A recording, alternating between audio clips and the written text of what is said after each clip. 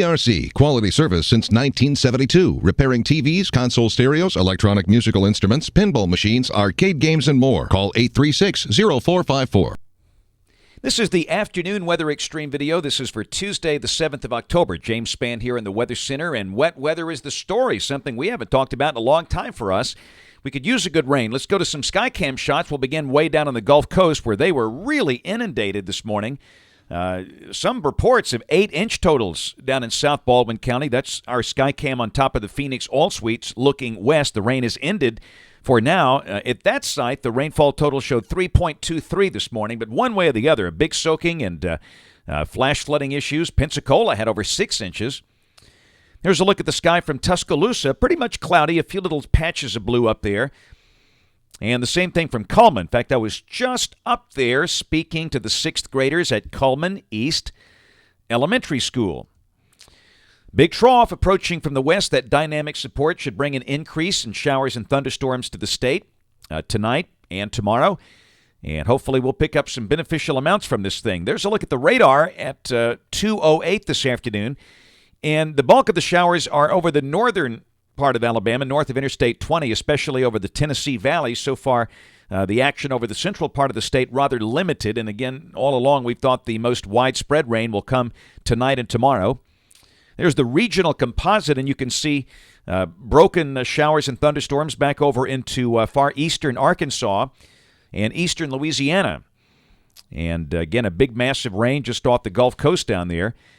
And hopefully we'll begin to see an increase in action as the afternoon progresses here. Interesting to note, there's a fairly decent amount of instability. Look at that. The surface-based CAPE is over 3,000 over southwestern Mississippi. Of course, very little here. The air is cool and stable. But the helicity values are better way up north over Tennessee and Kentucky, so that's all out of phase. And while we certainly could see a few strong storms tonight and tomorrow, we don't expect a major issue with severe weather because of the lack of instability. We'll probably hover in the 60s tonight and tomorrow. And I still think that's a little overdone. These guys at HPC are now drawing in some remarkable rainfall amounts there of 2 to 4 inches across our state. I still think it'll be closer to 1 inch tonight and tomorrow. 1 inch is a good rain. Last time we had a rain like that was back in mid-August. And quickly in the tropics, things are quiet. Marco Polo is in over the Mexican coast and will dissipate. And the rest of the Atlantic basin is quiet. Well, there's where we stand this afternoon, or tomorrow, I'm sorry. This is Wednesday at 1 o'clock at 500 millibars, the 12Z GFS. Nice shortwave energy rotating through here. Good dynamic lift, and you figure we'll have periods of rain and thunderstorms tonight and tomorrow. And again, I really think about 1 inch of rain is a good expectation with this thing. The rain should taper off tomorrow evening. Thursday, all of the rain moves on to the east. We'll forecast a clearing sky on Thursday. Friday looks like a dry day with temperatures up in the low 80s. And Saturday, look at that trough out west. Wow. It'll be the first big snowstorm of the season out there. The ski resorts will love that, and we've got ridging going on here. Down below that, the GFS depicting somewhat of an easterly flow, and it tries to back a little moisture in here from the east. We're not going to bite on that. We'll just call it probably partly sunny now, and we'll leave it dry.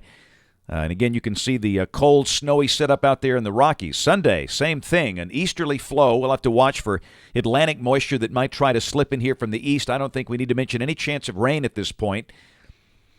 We'll go to next week on Monday. Again, it's been model madness. Let's see how the 12Z run handles it. Surface low lifting up into Canada. Tuesday, what a vigorous negative tilt shortwave rotating through the Great Lakes up there. Wow. But again, the better forcing will be north of here, but this is suggesting we will have a cold front to come through Tuesday night. So we've seen enough evidence where I think we can maybe pinpoint Tuesday afternoon or Tuesday night is the best chance of showers. Probably not a big rain event with the dynamics up north. And then Wednesday, it's out of here. It's long gone. And again, look at the snow setup up there in Canada. How about that?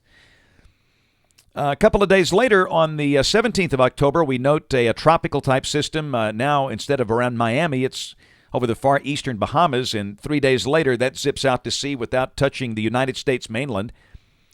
And at the end of the forecast on the 23rd of October, the westerlies are stronger and deeper. farther south. And again, there's a nor'easter-looking thing there coming up just east of Chesapeake Bay. That'll be wild and windy and wet, if that's right for our friends up in the Northeast. But hey, this is voodoo country. We're not saying that's going to happen, as we always do. We're just out there looking for trends at the end of this month. That's it for the Weather Xtreme video today. We'll have notes on the blog. The next video here by 7 o'clock tomorrow morning. And, of course, we invite you to watch us on television this evening, ABC 3340 News at 5, 6, and 10. Again, thanks for watching. Have a wonderful evening, and God bless.